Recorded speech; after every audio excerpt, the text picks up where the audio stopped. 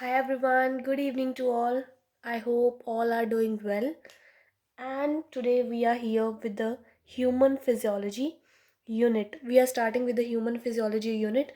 So we will focus on the chapter breathing and exchange of gases. Yes, this will be according to the NCRT, and this will be the part 1 of the breathing and exchange of gases. So this unit, human physiology, is the most interesting unit of the plus 1. Okay, and we will study the NCRT also in this chapter. We will study the NCRT according to the concept wise. Alright, so starting with the human physiology. First of all, we must clear the word physiology. Physiology, that means the study of the functioning of systems. हमारी body में जितने भी systems हैं उनकी study कैसे वो work करते हैं वो हमारे फिजियोलॉजी के अंडर आते हैं. फॉर एग्जांपल हमारा excretion, nervous system, respiratory system, digestive system, they are all considered under the physiology. All right, so we are focusing on humans, so human physiology, breathing and exchange of gases. This is our today's topic, breathing and exchange of gases.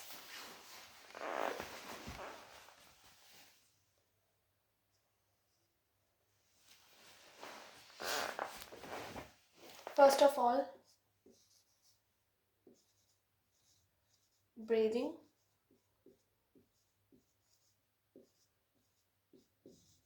or respiration.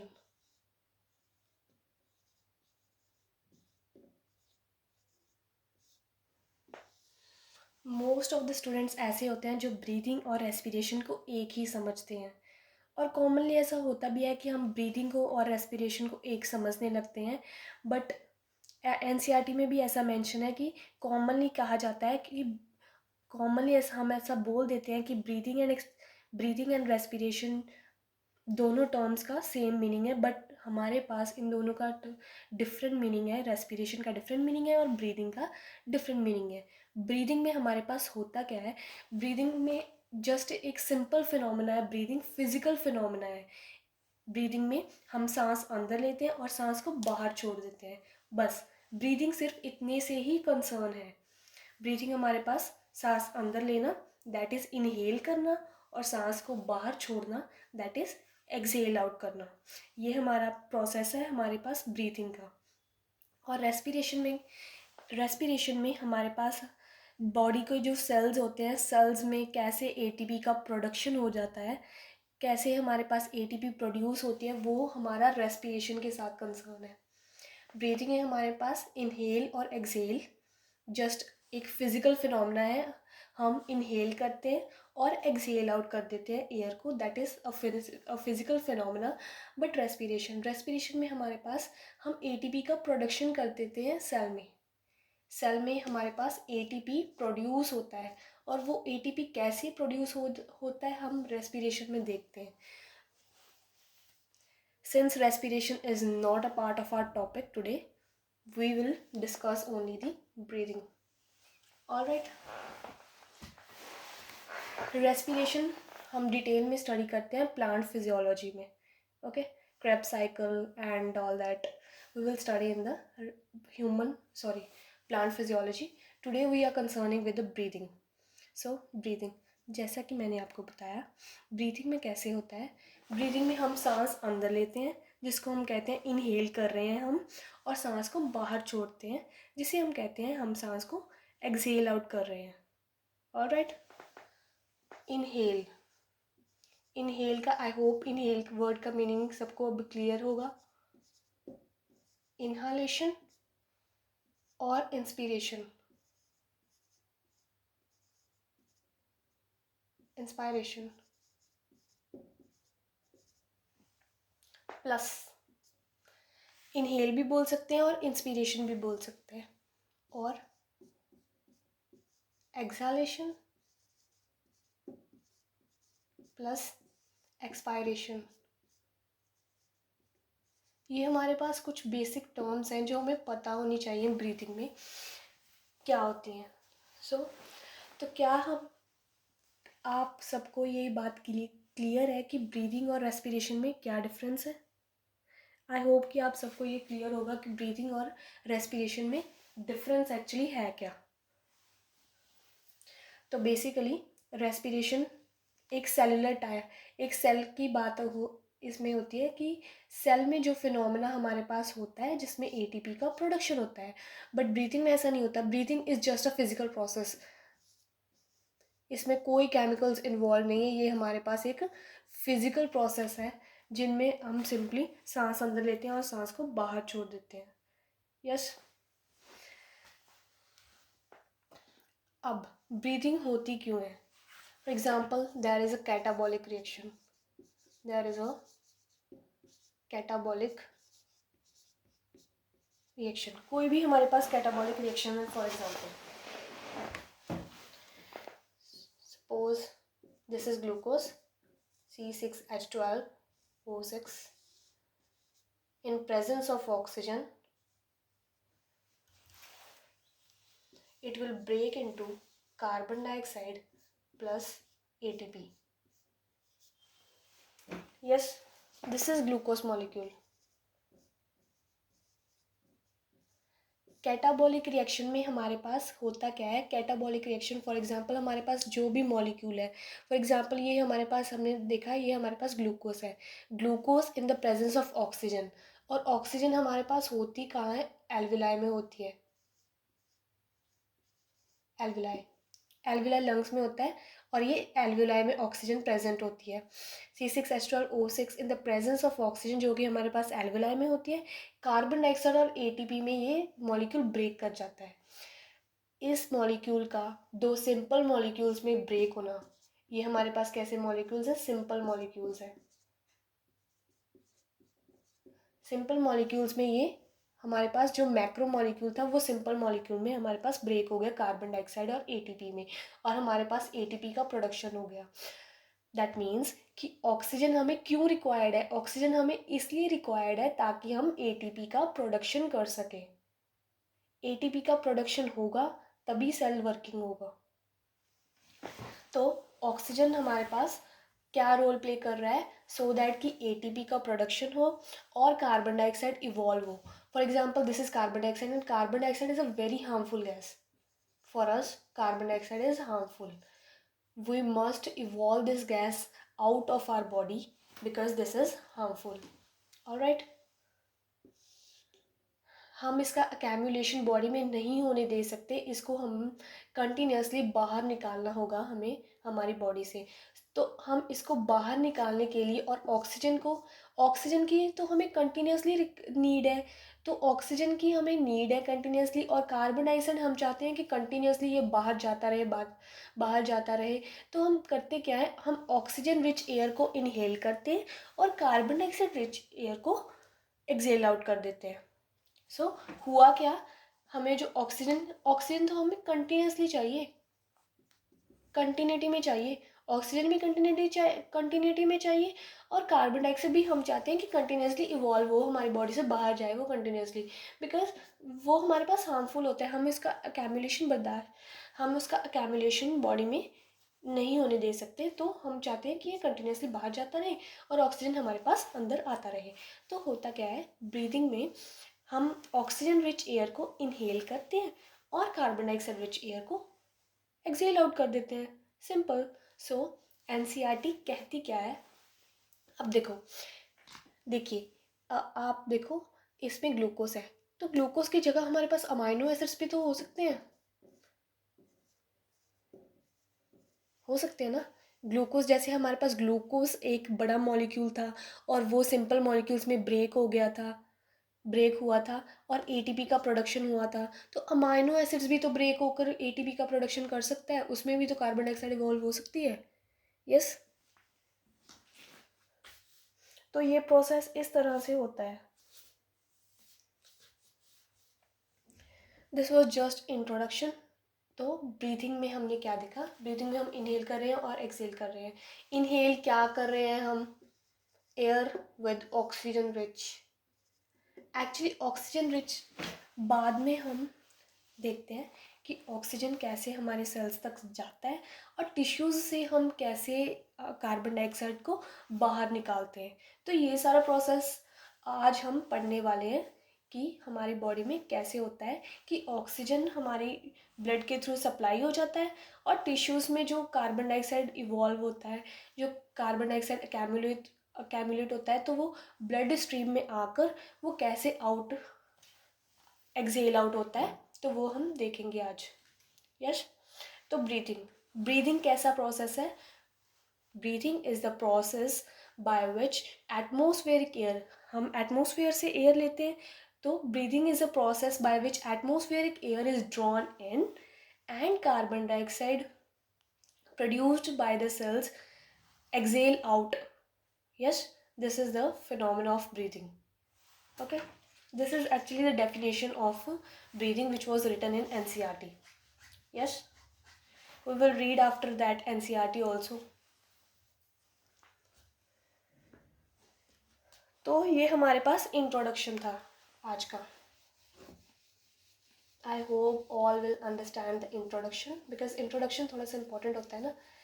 Introduction से तो हमारा interest build होता है और introduction से ही हम further समझ पाते हैं कि इस चैप्टर में हो क्या रहा है हमारे पास.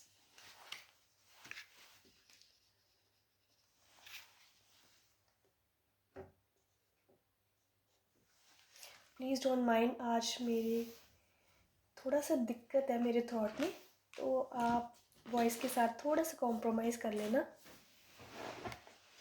रेस्पिरेटरी ऑर्गन्स, तो हमारे पास हमारा नेक्स्ट टॉपिक है रेस्पिरेटरी ऑर्गन्स.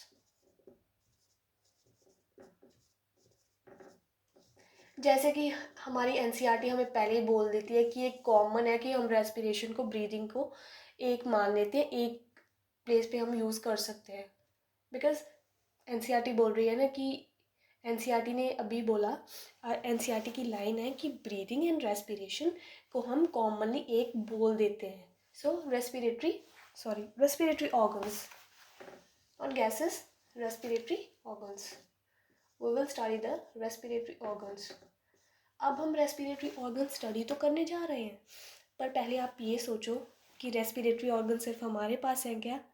रेस्पिरेटरी ऑर्गन तो लिविंग्स में है ना, ऑल लिविंग्स बींग्स में ये प्रोसेस होता है. तो रेस्पिरेटरी के लिए अलग अलग ऑर्गन्स है अलग अलग एनिमल्स पे. हमारा जो किंगडम है, सबने ये पढ़ा होगा फर्स्ट चैप्टर में, किंगडम एनिमेलिया. एनिमल्स का हमारा किंगडम है ना, किंगडम एनिमेलिया. तो उसमें जो डिफरेंट फाइलम है हमारे पास, कितने फाइलम है? 11 फाइलम है हमारे पास. हम इनकी डिटेल में नहीं जाएंगे, बट जो रेस्पिरेटरी ऑर्गन्स हमारे एनसीईआरटी में क्लियर है, हम वो ज़रूर करेंगे. इसमें डिटेल्स हमारे पास जो है वो एक सेपरेट हमारे पास चैप्टर है किंगडम एनिमेलिया, तो हम डिटेल्स उसमें स्टडी करेंगे. बट हमारे पास जो 11 किंगडम है, जो हमारे पास इसके फर्दर 11 फाइलम्स हैं, इसके 11 फाइलम्स हैं, उनमें जो जो हमारे पास एनसीईआरटी में इंफॉर्मेशन गिवन है वो मैं आपको एक बार गो थ्रू करा देती हूँ. कौन कौन से हमारे पास फाइलम है? वैसे तो हमने अभी पढ़नी नहीं है, जब पढ़ेंगे तब देखेंगे, बट स्टिल हमारे पास आपको पता होना चाहिए कि किंगडम एनिमेलिया के अंडर 11 फाइलम्स हमारे पास है. और वो है porifera, coelenterata, ctenophora, platyhelminthes, aschelminthes, annelida, arthropoda. And हमारे पास echinodermata, hemichordata, then chordata. So these were the 11 phylums. We will study it. हम पूरे 11 फाइलम्स को नहीं देख पाएंगे, बिकॉज हम पूरे फाइलम को कैसे देखेंगे, बिकॉज एनसीईआरटी में लिमिटेड इन्फॉर्मेशन गिवन है हमारे पास. सबसे पहले तो हमारे पास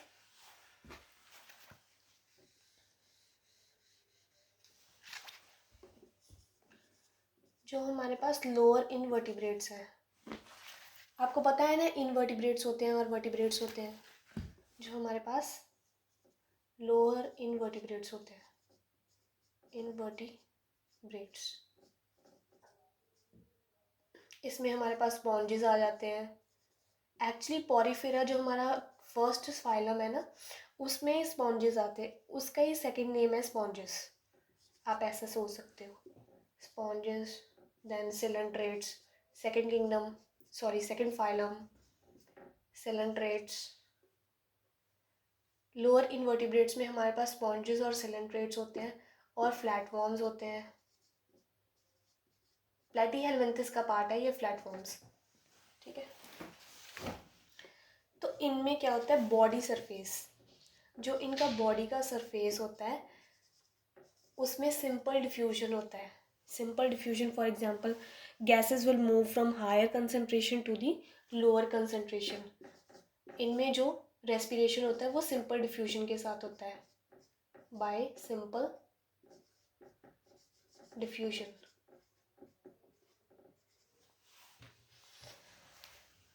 this is first point. Lower invertebrates में उनके बॉडी सरफेस के थ्रू सिंपल डिफ्यूजन होता है और रेस्पिरेशन होता है। तो इनमें कोई स्पेसिफिक ऑर्गन हमारे पास एज सच नहीं है, हमारे पास बॉडी सरफेस है जिसके थ्रू सिंपल डिफ्यूजन होता है और गैसेस एक्सचेंज हो जाते हैं। देन एनीलिडा, एनीलिडा हमारे पास सिक्स्थ फाइलम है। एनीलिडा हमारे पास सिक्स्थ फाइलम है।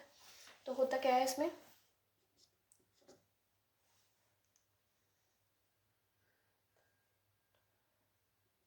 इसमें जो अर्थवर्म होता है हमारे पास एनीलिडा में, मॉइस्ट क्यूटिकल के थ्रू वो रिस्पायर करता है।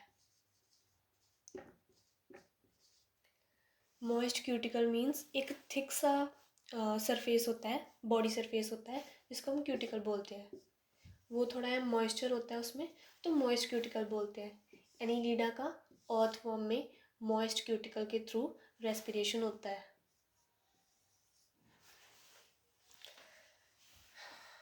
इंसेक्ट्स, इंसेक्ट्स में होते हैं हमारे पास ट्रेकियल ट्यूब्स।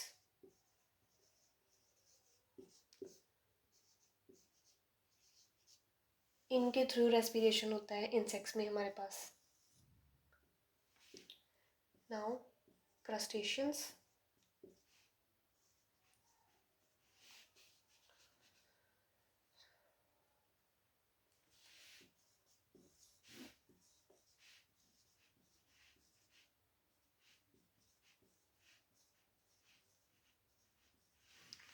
इनकी जो डिटेल्स हैं हमारे पास पूरा एक चैप्टर है किंगडम एनिमिलिया, उसमें हम अच्छे से पढ़ेंगे कि किस ऑर्गेनिज्म, कौन सा ऑर्गेनिज्म किस कैटेगरी में फॉल करता है, किस फाइलम में फॉल करता है, और उनके रेस्पिरेटरी ऑर्गन्स क्या है, उनका रिप्रोडक्टिव पैटर्न क्या है, हम सभी ये डिटेल में देखेंगे किंगडम एनिमिलिया में। बट इसमें हम सिर्फ एक आइडिया लेते हैं, एक रफ आइडिया लेते हैं, बिकॉज एनसीईआरटी में गिवन है तो मैं चैप्टर के अकॉर्डिंग कवर करवा रही हूँ। क्रस्टेशियंस, इसमें आ जाते हैं हमारे पास क्रैब्स, केकड़े, केकड़े होते हैं ना, क्रैब्स,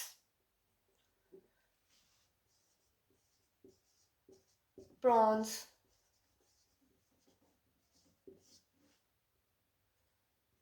इनमें हमारे पास स्पेशल टाइप के गिल्स होते हैं जिनको हम क्या बोलते हैं, इनको हम बोलते हैं ब्रेकियल,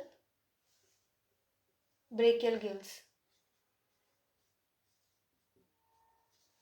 इनको हम ब्रेकियल गिल्स बोलते हैं,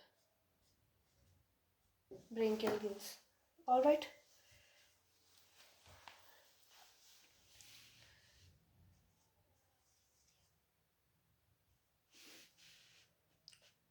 हमारे पास होता है limulus. Limulus is arthropoda's member, insects, crustaceans and limulus, they all are the members of kingdom arthropoda. Arthropoda actually is the largest phylum, arthropoda is the largest phylum. limulus, limulus को हम king crab भी बोल देते हैं, king crab, और इसको हम living fossil भी बोल देते हैं, living fossil. All right, limulus, king crab और लिविंग फॉसिल। इसमें हमारे पास होते हैं बुक गिल्स,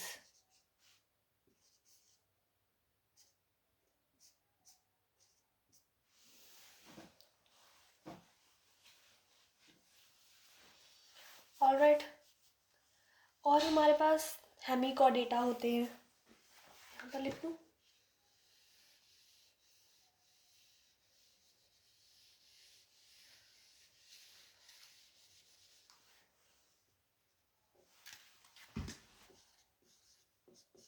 हेमिकॉर्डेटा,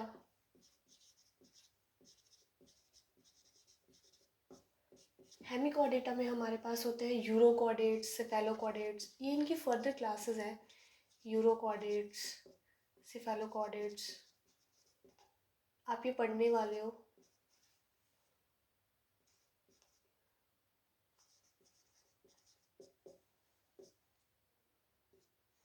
हेमिकॉर्डेटा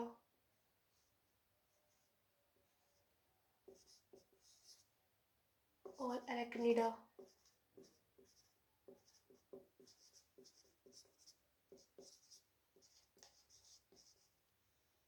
इसमें हमारे पास बुक लंग्स होती है एरेक्निडा में। ऑलराइट। और हेमिकॉर्डेट, कॉर्डेट्स, सेफेलोकॉर्डेट्स,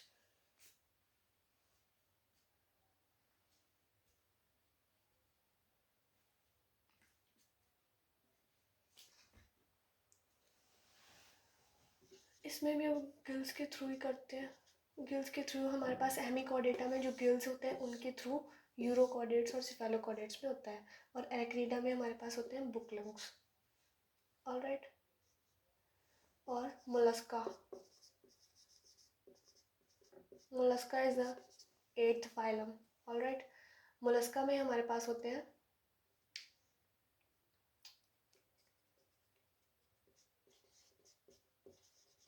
टेनिडियम गिल्स, गिल्स ही होते हैं एक टाइप के। This is just an overview. Alright. Because kingdom Animalia में आप डिटेल स्टडी इनकी करने वाले हो कि कौन से एनिमल्स, कौन से ऑर्गेनिजम्स किस कैटेगरी में, किस फाइलम में फॉल करते हैं और उनके क्या क्या फीचर्स हैं, उनके क्या क्या रेस्पिरेटरी ऑर्गन्स हैं, उनके क्या क्या एक्सक्रीटरी ऑर्गन्स हैं। This is just according to the NCERT मैंने आपको बताया है। उनके अलावा हमारे पास जो वर्टिब्रेट्स, और इसमें पीसीज भी आ जाते हैं। Pisces means fishes. Alright. Fishes होते हैं हमारे पास, उनमें भी गिल्स प्रेजेंट होती हैं। और जो हमारे पास एम्फेबियंस होते हैं, फ्रॉग ले लो आप, फ्रॉग तो हमारे सिलेबस का पार्ट है। तो फ्रॉग, फ्रॉग में क्या होता है? Cutaneous respiration. Cutaneous respiration means their moist skin, moist skin, moist cuticle के थ्रू रेस्पिरेशन होता है। तो क्यूटेनियस रेस्पिरेशन प्रेजेंट होता है फ्रॉग में। Cutaneous respiration is present in frog. Alright.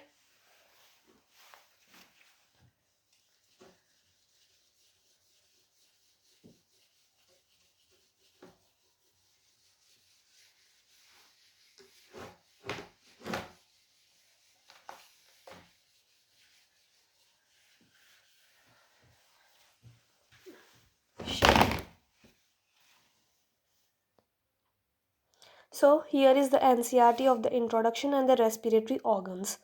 So we are going to start with the NCERT. हम पहले ये 2 पैराग्राफ्स ही रीड करेंगे। तो रीडिंग से आपको ये क्लियर हो जाएगा कि आपको कौन सी लाइन में कौन सा डाउट आ रहा है। तो सो दैट आप पूछ सकते हो कमेंट सेक्शन में आपको जो भी डाउट होगा। तो मैं आपको एक बार क्लियर कर देती हूँ, सिंपल लैंग्वेज में बता देती हूँ कि एनसीईआरटी में लिखा गया है। वैसे तो हमने ऑलमोस्ट लाइंस कवर कर ली हैं, तो आपको भी एक बार यकीन हो जाएगा कि हमने एनसीईआरटी की lines according to the NCERT कर ली है। Oxygen is utilized by the organisms to indirectly break down the simple molecules like glucose, amino acids, fatty acids, etc. to derive energy to perform the various activities. जैसा कि मैंने आपको बताया कि catabolic reaction होता है। कैटाबॉलिक रिएक्शन के according हमारे पास ग्लूकोज होता है, अमाइनो एसिड्स होते हैं और हमारे पास फैटी एसिड्स भी हो सकते हैं, जिसकी वजह से हम ऑक्सीजन की प्रेजेंस में कार्बन डाइऑक्साइड और एटीपी का प्रोडक्शन करते हैं। हमने देखा था ना ये कैटाबॉलिक रिएक्शन, सो दैट कि हम परफॉर्म कर सकें हमारी various activities. Carbon dioxide which is harmful is also release during the above catabolic reaction. जैसा कि हम देख सकते हैं इनमें कार्बन डाइऑक्साइड का इवॉल्वमेंट है, कार्बन डाइऑक्साइड इसमें से बाहर निकल रहा है, इसमें इवॉल्व हो रहा है कार्बन डाइऑक्साइड, जो कि हमारे पास हार्मफुल होता है। It is therefore evident that oxygen has to be continuously provided to the cells. Oxygen हमें कंटिन्यूसली प्रोवाइड करनी होगी सेल्स को, and carbon dioxide produced by the cells have to be released out. जैसा कि मैंने बोला कि कार्बन डाइऑक्साइड हमारे लिए हार्मफुल है, तो उसको कंटिन्यूसली बाहर निकालना होगा हमें। This process of exchange of oxygen from the atmosphere with the carbon dioxide produced by the cells is called breathing. ये जो हमारे पास प्रोसेस हो रहा है जिसमें हम एक्सचेंज करते हैं ऑक्सीजन को फ्रॉम द एटमोसफेयर, एटमोसफेयर में जो ऑक्सीजन है उसका एक्सचेंज होता है विद कार्बन डाइऑक्साइड, जो हमारे पास कार्बन डाइऑक्साइड बनता है, प्रोड्यूस होता है by the cells, is called breathing. Alright, commonly known as respiration, हम इनको कॉमनली रेस्पिरेशन बोल देते हैं। एनसीईआरटी ने भी लिखा कि कॉमनली रेस्पिरेशन बोल देते हैं, but they are medically they are different terms.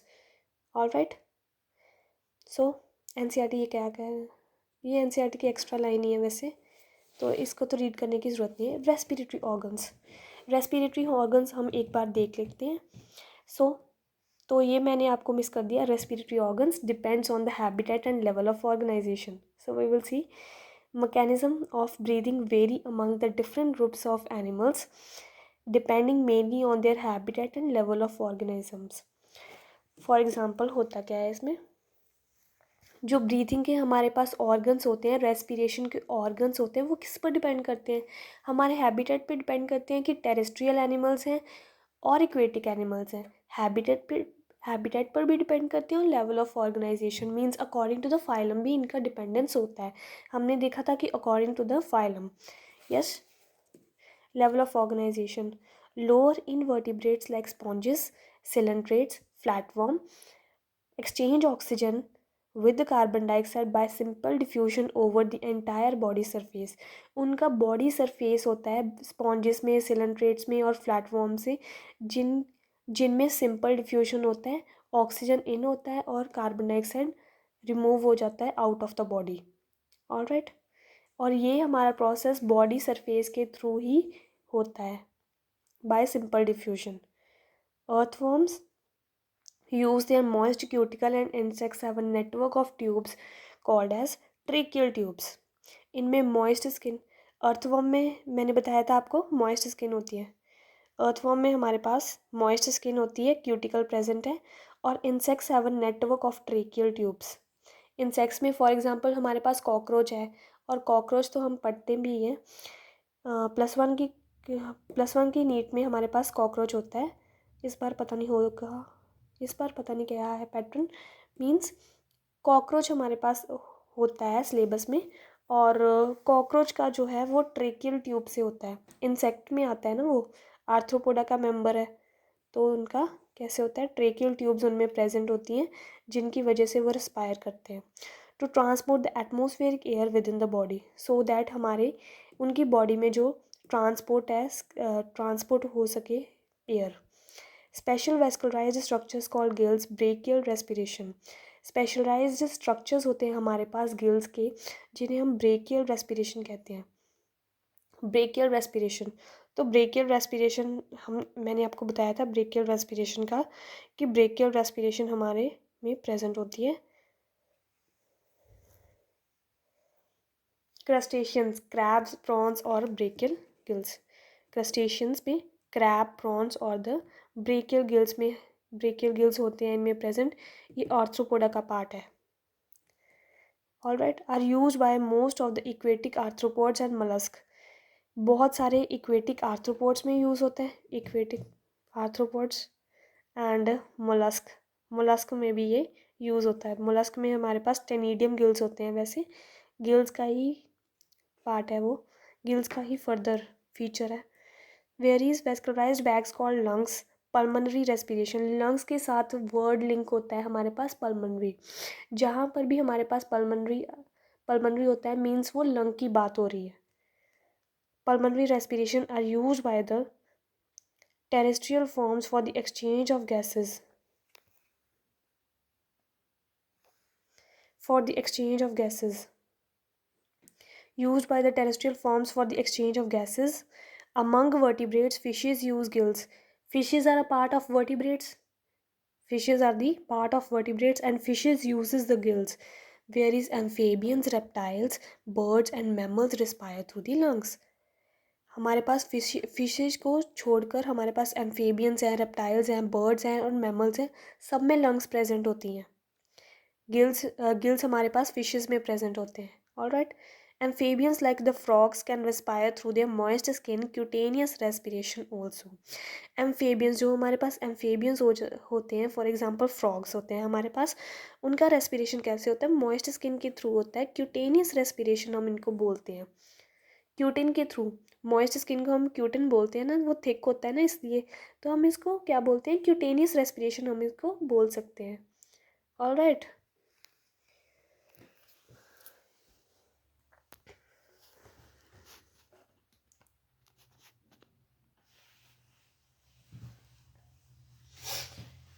अब हम स्टार्ट करने जा रहे हैं हमारे पास human respiratory system.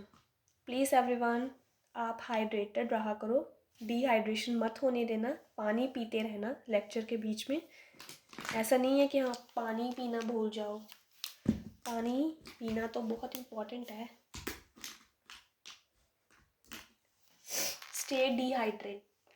Stay hydrated, drink more water. All right.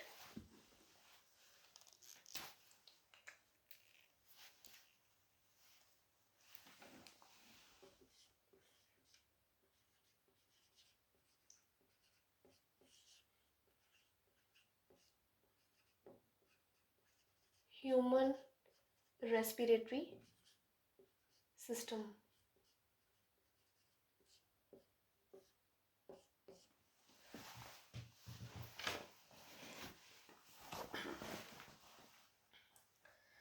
तो हमारा रेस्पिरेशन सिस्टम स्टार्ट कहाँ से होता है? हमारा रेस्पिरेशन सिस्टम स्टार्ट होता है हमारे एक्सटर्नल नॉस्ट्रल से.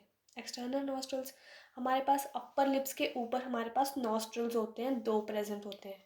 2 ओपनिंग्स प्रेजेंट होती हैं जिनको हम एक्सटर्नल नॉस्ट्रल्स बोलते हैं. यस, एक्सटर्नल नॉस्ट्रल्स होते हैं. तो उससे हमारी शुरुआत होती है रेस्पिरेटरी सिस्टम की. फर्दर हमारे पास आ जाता है नेज़ल पैसेज. नेज़ल पैसेज के आगे हम बढ़ेंगे तो नेज़ल चैम्बर होगा. I will make you visualise by drawing. So मैं ड्रॉ कर कर ही आपको बता देती हूँ कैसा होता है. Just a second.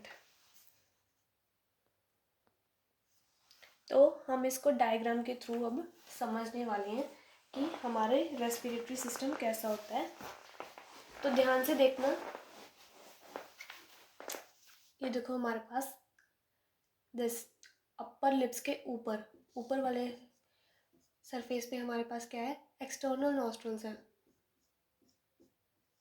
External nostrils 2 opening है जिनको हम एक्सटर्नल नॉस्ट्रल्स बोलते हैं. और एक्सटर्नल नॉस्ट्रल्स, ये हमारे पास जो पाथवे है इसको हम क्या बोलते हैं? नेज़ल पैसेज बोलते हैं. Nasal passage. अब फर्दर अंदर की साइड जब आओगे तो हमारे पास यहाँ पर प्रेजेंट है नेज़ल चैम्बर.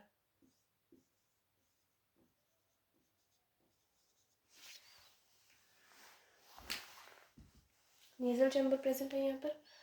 और इस पोर्शन को देखना, यहाँ पर हमारे पास है नेज़ोफेरिक्स. नेज़ोफेरिक्स. और इधर हमारे पास नीचे वाली साइड को होता है लैरिंगोफेरिक्स. लैरिंगोफेरिक्स.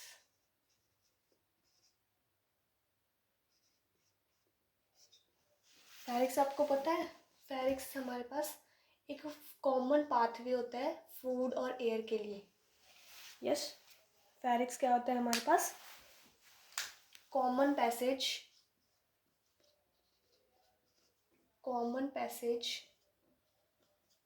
फॉर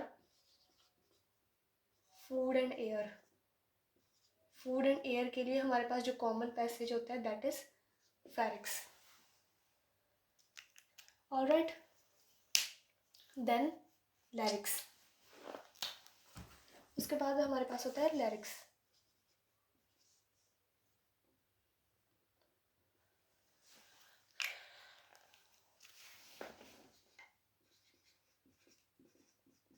लिरिक्स हमारे पास 9 कार्टिलेज से बना होता है। 9 cartilage, this is box like. इसका मेन पर्पस क्या है? Production of sound. ये साउंड प्रोडक्शन करता है। वोकल कॉर्ड्स हमारे वाइब्रेट होते हैं और साउंड का प्रोडक्शन होता है। वो लिरिक्स का फंक्शन है। ये 9 कार्टिलेज से बना होता है। बॉक्स लाइक है। हम इसको साउंड बॉक्स भी कहते हैं, सॉरी वॉइस बॉक्स बोलते हैं इसको, लिरिक्स को। देन उसके बाद हमारे पास है ये जो स्ट्रक्चर हमारे पास है, this structure, this is epiglottis.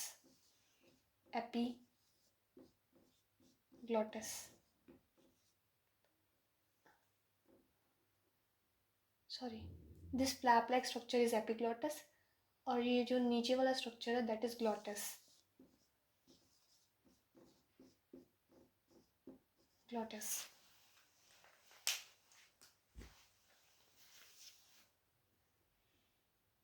इसमें होता क्या है?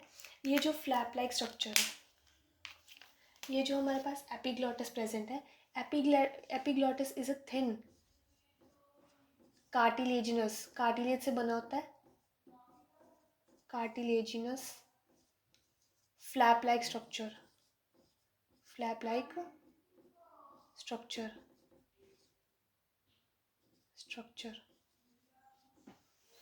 तो होता क्या है? For example this is epiglottis. For example this is glottis. तो होता क्या है? ये हमारे पास ग्लॉटिस है, ये वाला पोर्शन हमारे पास ग्लॉटिस है, और ये है हमारा ईसोफेगस है। तो ईसोफेगस के इस पोर्शन में ग्लॉटिस है, तो यहाँ पर एपिग्लॉटिस आ जाता है। ईसोफेगस हमारा बैकवर्ड पोजीशन में है, और यहाँ पर हमारा जो विंड पाइप है, जो ट्रैकिया है हमारे पास, उसके ऊपर वाली सरफेस के इतना पोर्शन सपोज हमारा हो गया ग्लॉटिस का।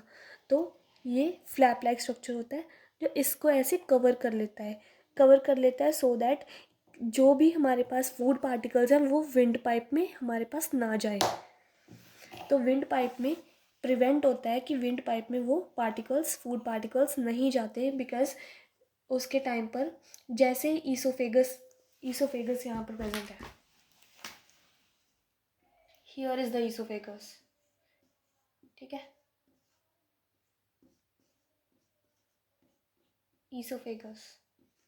तो ईसोफेगस में जो फूड पार्टिकल्स हैं वो हमारे ट्रैकिया में, हमारे विंड पाइप में ना जाएं, तो वो ग्लॉटिस को कवर कर लेता है।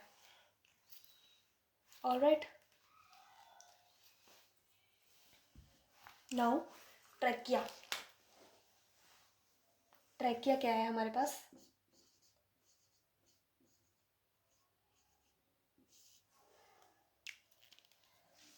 Trachea is a straight tube. Trachea को हम विंड पाइप भी बोलते हैं, विंड पाइप। एयर आती है तो हम इसको विंड पाइप भी बोलते हैं ट्रैकिया को। ये हमारे पास स्ट्रेट ट्यूब है और ये कार्टिलेजिनस रिंग से कवर है।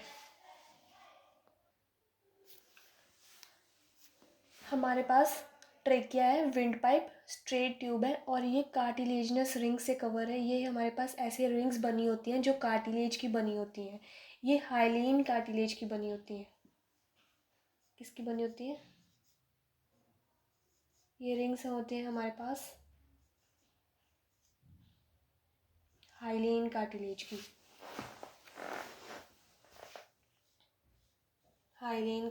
रिंग्स होती हैं हमारे पास। और याद रखना, ये जो रिंग्स होती हैं हमारे पास वो इनकम्प्लीट होती हैं। कैसी होती है रिंग्स? इनकम्प्लीट होती हैं,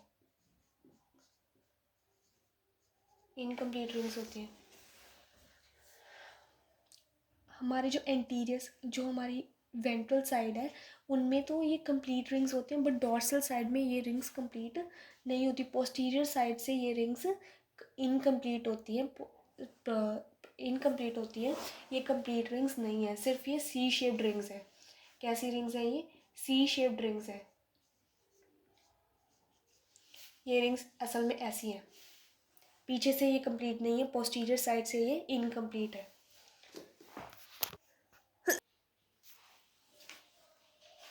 सी शेप्ड रिंग्स है हमारे पास, इनकम्प्लीट रिंग्स है ये। तो क्या बता रहे थे हम, कहाँ थे? एपिग्लॉटिस। एपिग्लॉटिस में ये फ्लैप लाइक स्ट्रक्चर है, थिन है, कार्टिलेजिनस है। और एपिग्लॉटिस में एक बहुत इंपॉर्टेंट बात है, ये इलास्टिक है। इसका जो कार्टिलेज है वो इलास्टिक कार्टिलेज है। एग्जामिनर क्या करता है, यहाँ पर इन इलास्टिक कर देता है और बच्चे वहीं पर कंफ्यूज होते हैं और गलत कर देते हैं।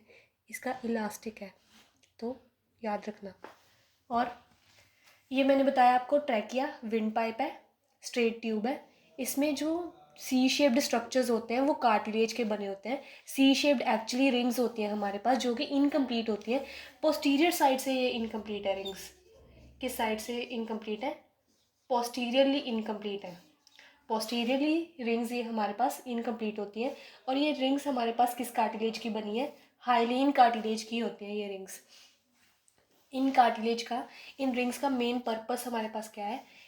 इनका पर्पस ये है कि ये प्रिवेंट करता है collapse of the trachea, collapse of the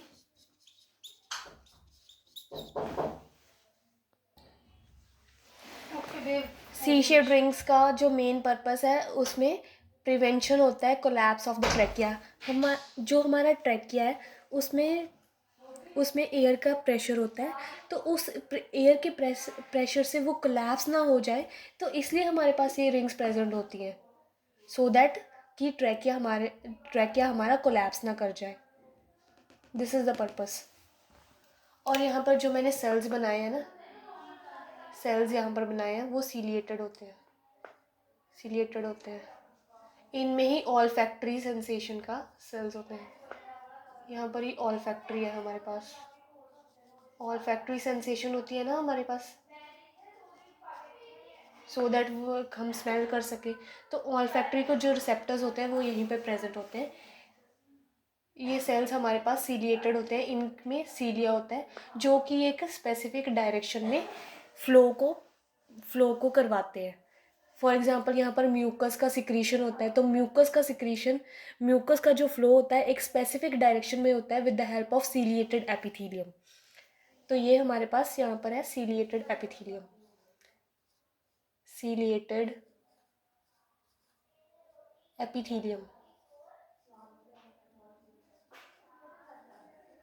और एक और चीज़ थी इसमें, चलो वो नेक्स्ट में बता देती हूँ। तो ये था हमारा अब तक का बेसिक। और ट्रेकिया में एक और इम्पॉर्टेंट बात है हमारे पास, जो कि PYQ भी है। ट्रेकिया ट्रेकिया एक स्ट्रेट ट्यूब है जो कि फर्दर डिवाइड करती है टू पार्ट्स में। ट्रेकिया एक स्ट्रेट ट्यूब है जो कि 2 ब्रांचेस में डिवाइड करती है at the 5th thoracic vertebrae, at the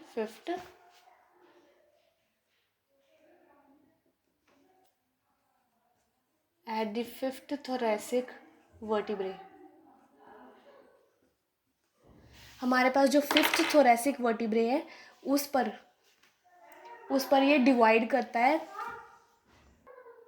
trachea 5th thoracic vertebrae पर डिवाइड करता है प्राइमरी ब्रोंकाई में। इनकी जो ब्रांचेस हैं इनको हम ब्रोंकाई बोलते हैं। तो 5th thoracic vertebrae पर ट्रेकिया आकर डिवाइड करता है। और इसके आगे का जो डायग्राम है हमारे पास जिसमें हम लंग्स शो करेंगे वो हम नेक्स्ट वीडियो में करेंगे। So that's it for today. Thank you so much for watching. So All the very best, all of you. So in the next video we will start from here only. All right, till then, bye bye, take care, stay focused.